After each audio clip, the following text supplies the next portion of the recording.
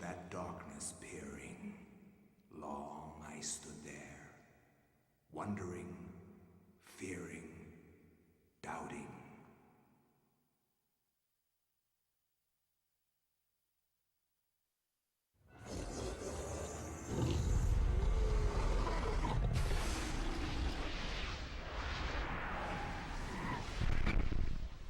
Nintendo.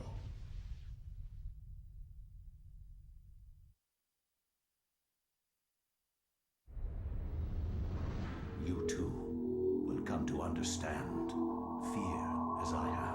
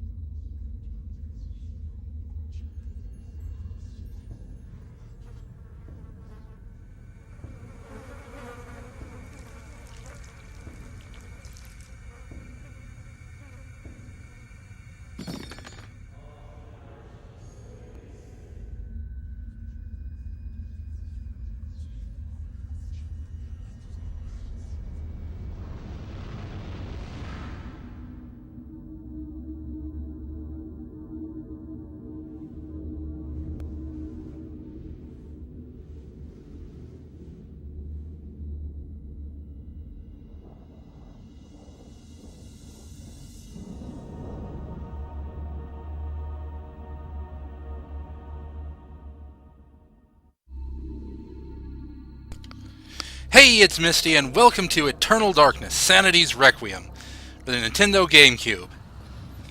Man, I have been looking forward to this. I just bought myself a copy like a couple of days ago. It arrived.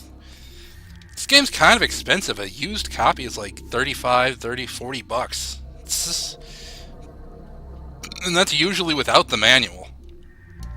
Game's a little rare, but I'm gonna make it widescreen. I just like that better. Subtitles on. Rumble's fine. Volume's fine. Brightness. I need this bright. Yeah, that'll work.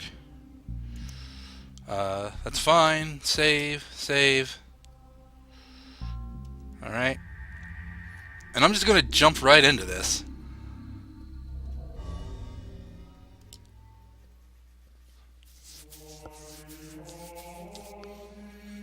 Flesh, bone, bound together with the oddest magical incantation. This wretched book is where it all began so long ago. Before time, before humanity. I am Dr. Edward Roivas. I am a clinical psychologist. I am also dead. This is not my story, nor even the story of the Roivas family.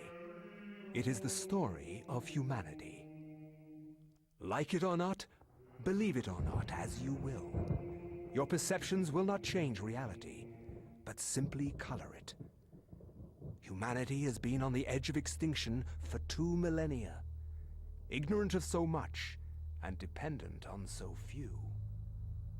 The Guardians grow restless, their time once again near.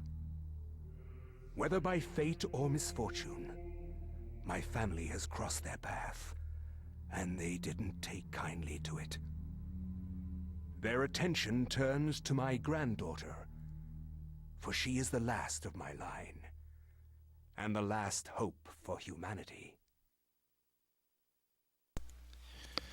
We're just going to get thrown right into this. In sepia tone.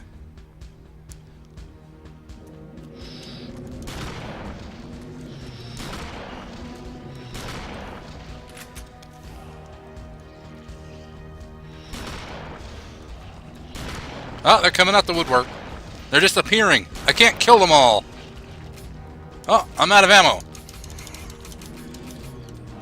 I can't pause or anything. I'm out of ammo. I can run.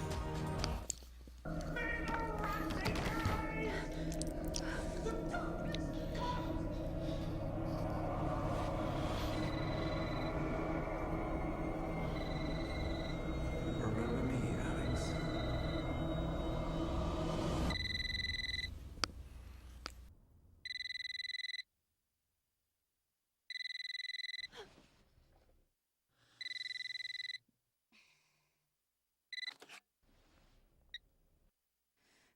Hello?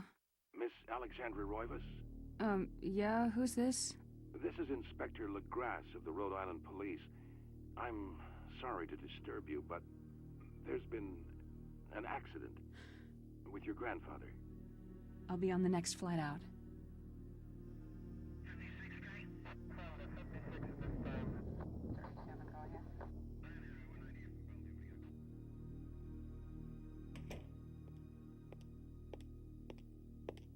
Ah, Miss Roivas, I'm pleased to meet you. I trust you had a pleasant trip? Yes, I suppose so, considering. Yes, my condolences. This is most unpleasant. It's a shame we couldn't meet under brighter circumstances. Yes, it is. Can we get this over with, please? Of course, this way. But I must warn you, it's not a pleasant sight. I'm afraid there's not much to see.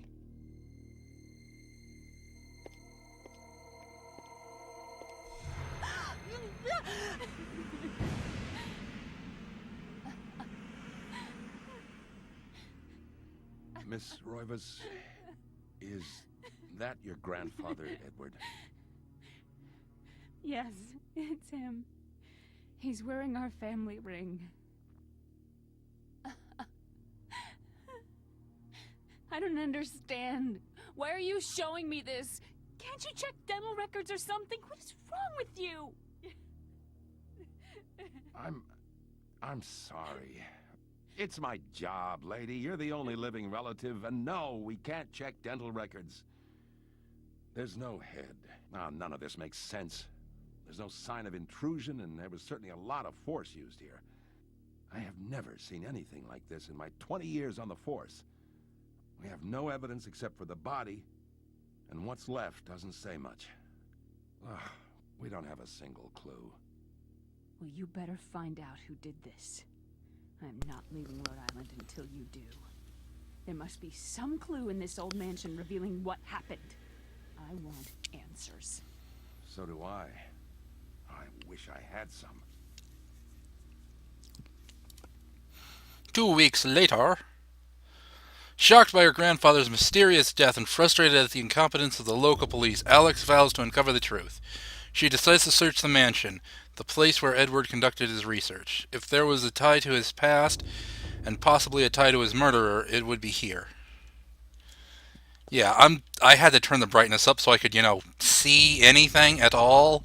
I mean, I will show you. Oh, yep. This is the menu.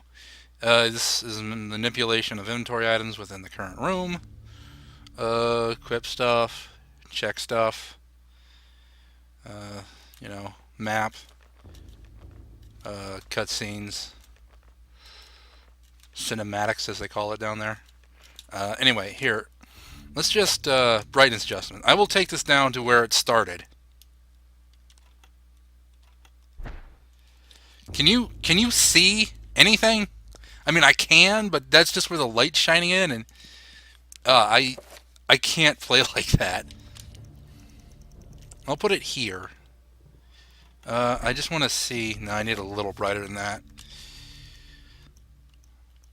And it's going to be dark on YouTube because I just darken stuff naturally anyway. Yeah, that'll work. That'll work. A beautiful carriage clock. The hands appear to be stuck, yet the clock continues to tick, with the time permanently stuck to 3:33. There is a key in the back of the clock, presumably for winding it. Should Alex look at the key? Yes. Alex picks up the desk clock. Sorry, I was looking at the dresser key in yellow there, and pulls the key from it. However, there is something odd about the key. It isn't for winding it at all. It looks like a dresser key. Found a dresser key. I'll need that later. Not right now. And we have... where is it? This. Second floor key. Check. This is a key to the second floor of the Roivas mansion. Looks very old and worn. It appears to be the key to a chest of drawers or a dresser. Let's go try that key. Open door. The door is locked. Of course it is. The key comes apart in a lock. The key to the second floor is broken. Perhaps there's a way of repairing it? Pick up the broken second floor key. Yeah, can't do anything with that right now. I could explore the house, but there's nothing really to do except this room. We'll see the rest of the house later. Oh, also, it's a little confusing that A is attack and B is use. Or at least examine. But this is the room we're looking for. What's this?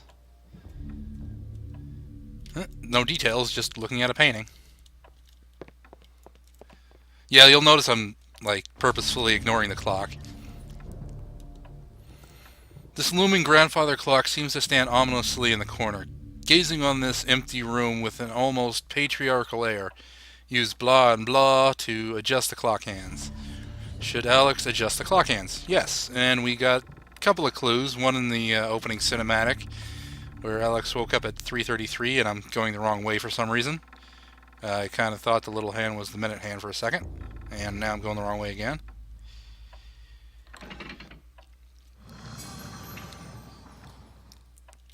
And the other clock in this house was also stuck at 3:33.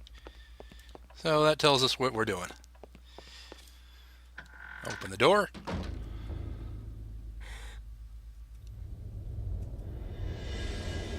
Well, we found her grandfather's study. Let's ignore the glowy book for a minute, and instead examine the glowy sword. An ancient Roman weapon, a gladius, is on display above the fireplace mantle. Another token of eclectic junk. Alright. Well, it still works. It's not junk if it works, is it? Now we have a weapon.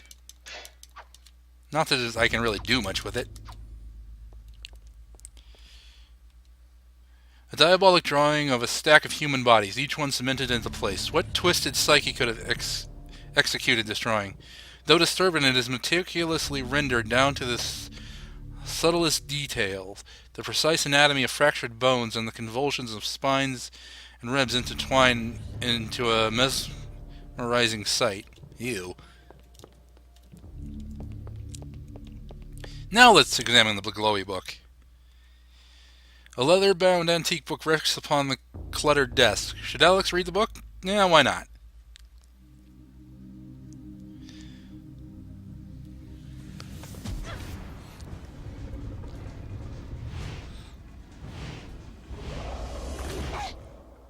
And you should stop reading about there.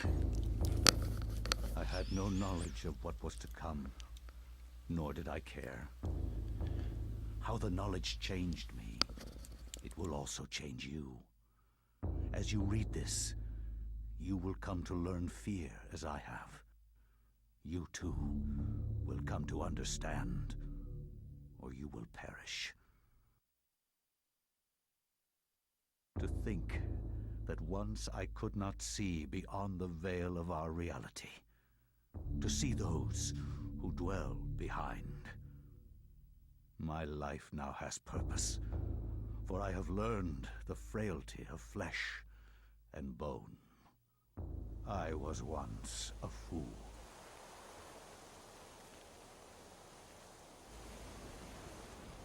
Where is quies candamest?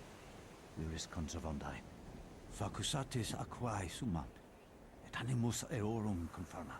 Pupna huis, dia sit modo prima multarum, si inceptum conficiamus. Quam primum, Centurio Augustus. I would like to compliment you once more on your battle tactics. Our enemies did not have a chance. Do you believe that it really exists, Centurion? I do not doubt our Emperor's beliefs, or his orders. But if we are to retrieve the artifact, then we must be strong and patient.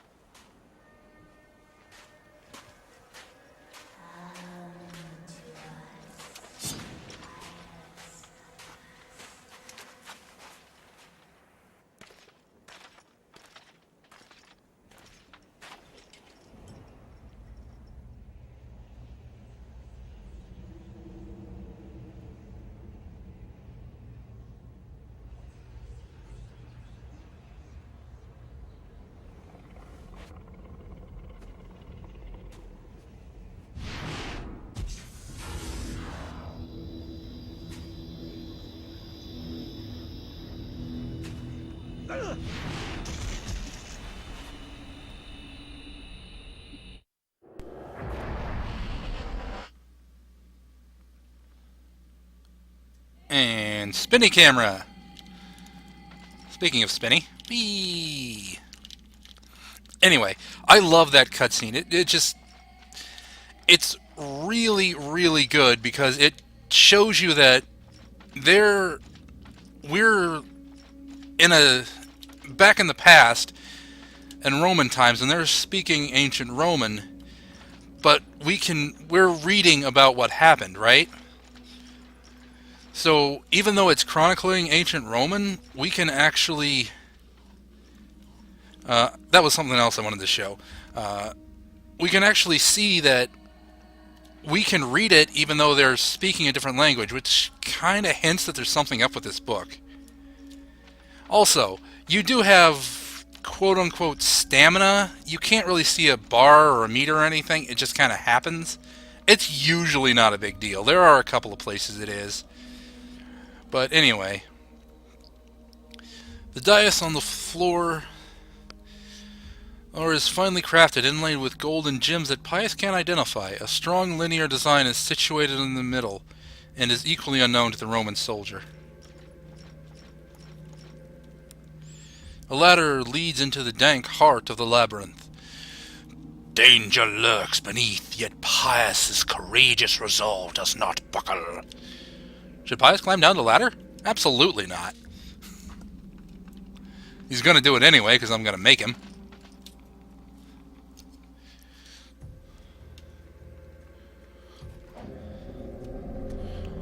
Oh no, he's a zombie!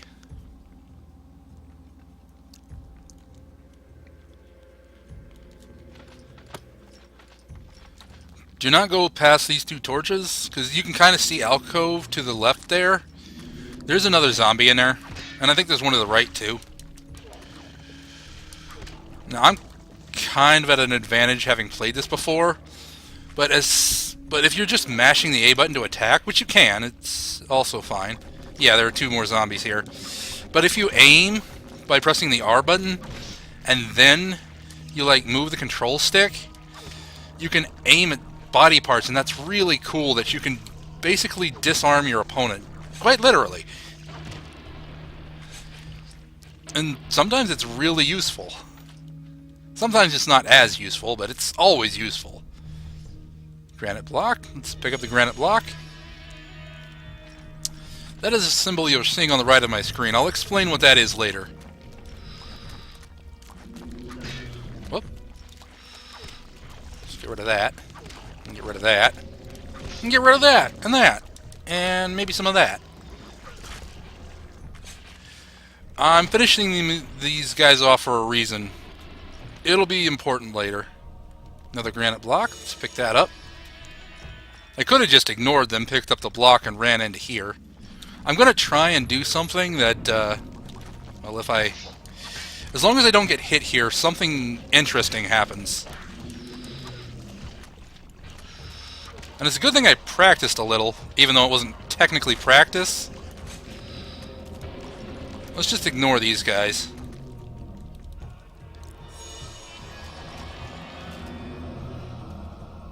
And go down here. That is a little... not so much scary, it's a little... ah, dang it. I keep getting hit on the... Whoop.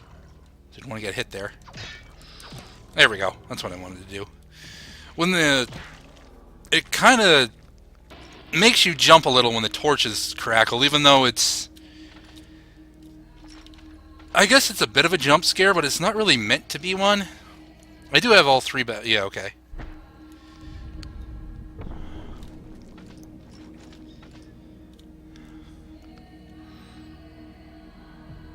This game has little to no jump scares.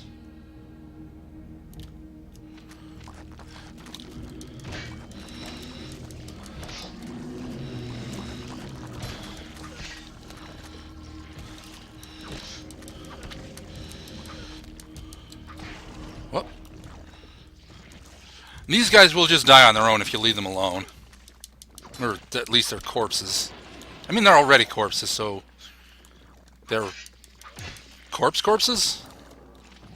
So you just saw one dissolve there. I'm just going to leave that guy alone. Another granite block.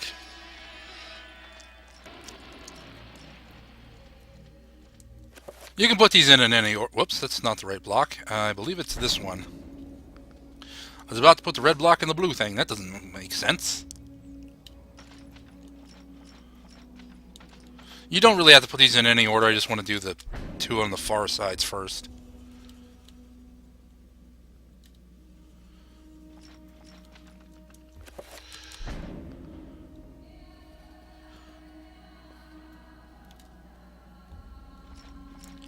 And finally, the red block.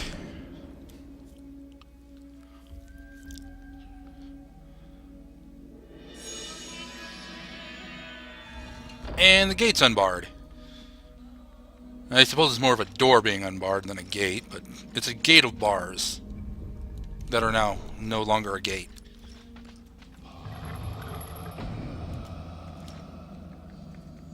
Oh, that is really cool.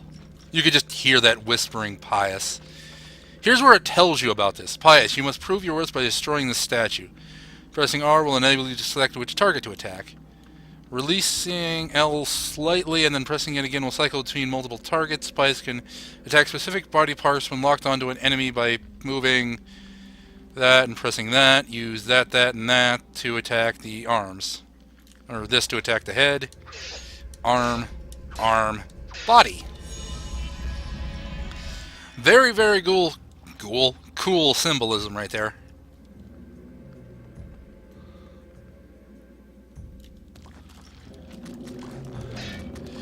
I like to think of this game as a less obtuse Resident Evil.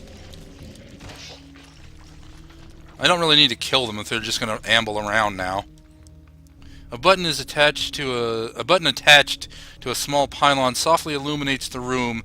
A bizarre energy seems to radiate from it. Pious pushed the button. He's gonna, even if he shouldn't. Glowy light. It's one of those Stargate things on the gold ships. Now these are important. They basically dictate what happens, what enemies you're going to fight throughout the game. Green, I usually go for green on my first playthrough because it's...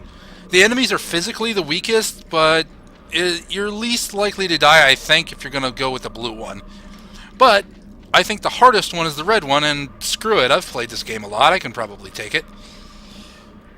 I'm going to take the red one. And you'll see it has the symbol under it.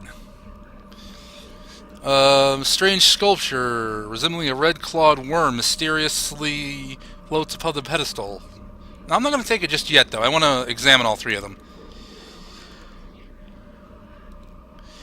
An effigy resembling a warped angel, shaped from dark green emerald, hovers effortlessly above the pedestal. Shaped like a delicate dome, a pale blue statuette floats gracefully above the pedestal. No, we're going to take the red one. And I recorded the entire first episode of this, and I changed my mind, so because I picked the green one, and then I changed my mind. It's like, screw it, I'm going with the red one. Because I'm going to have to play through this game 3 times if I want to show you the entire ending, and I'll just get the hardest one out of the way first. Yes.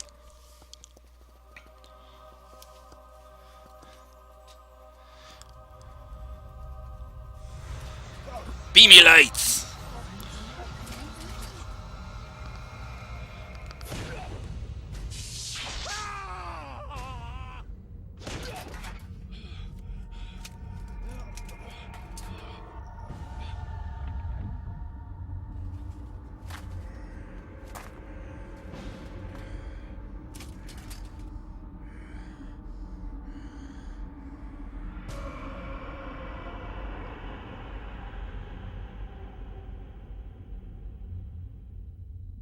Eons have passed since then, and I have learned much. Chattur'gha's power filled me, invigorating my dead body. With a touch, I could level buildings, rend the ground asunder, and channel power such as mortal men could only dream. Face me, and you shall surely perish.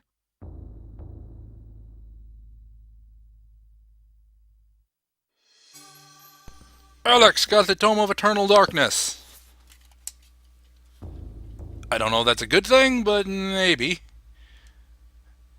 This just kind of happened to be here now. Strangely, with the Tome of Eternal Darkness in her possession, Alex can read the page. It is a chapter page from the tome itself. Okay. The Binding of the Corpse God. I'm not going to use that right now because this video is getting a little long. It's not that long, but still. But you just use this and it'll add it to that and start the next level. This game's kind of level-based, but I'm going to save and... See, I totally played like 49 minutes there just to, you know, restart. Let's just save over that one. So anyway, the red one is that symbol, the green one is that symbol, and I don't have a symbol to show you for the blue one, but you'll see it later. Anyway, the red guy is chattur'gha, the blue guy is xel'lotath, and the green girl is, well, woman. Outer God? Yeah, let's go with Outer God. Is xel'lotath. Anyway, we'll catch you guys in the next one, which I'll probably be recording right after this one because I'm just really enjoying myself. Anyway, hope you enjoyed. Catch you next time. Have a good one.